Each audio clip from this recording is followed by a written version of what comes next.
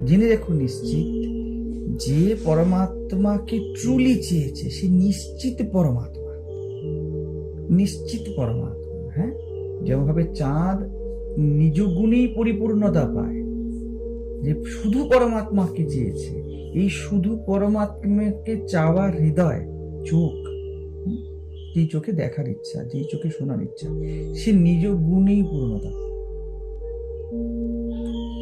কোনো সহায়তা চাই না, কোনো গুরু চাই না। গুরু পুরো ব্রহ্মাণ্ড তার সেবা করতে চলে আসবে, কারণ দুর্লভতম পরমাত্মা তৃষ্ণা, নিজেকে জানার ইচ্ছা। তো ওই দাগ, নিজেকে জানার ইচ্ছাও তো ইচ্ছা, ওই দাগ হলো চাঁদের কলঙ্কর মতো।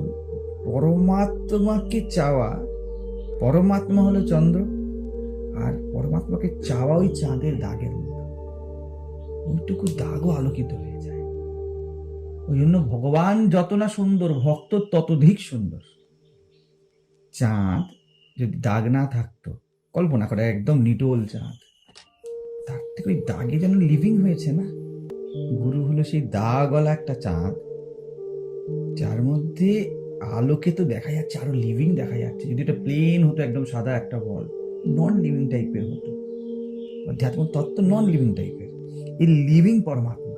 এই জন্য বলেন না শ্রীরামকৃষ্ণ, ভক্তের হৃদয়ে ভগবানের বৈঠক। তিনি সর্বভূতে আছেন বটে, কিন্তু ভক্ত হৃদয়ে বিশেষ রূপে আছেন। বুঝতে পারছো এই বিশেষ রূপটা কি? ঠিক ওই লিভিং চাঁদ, পূর্ণিমার চাঁদ উঠেছে।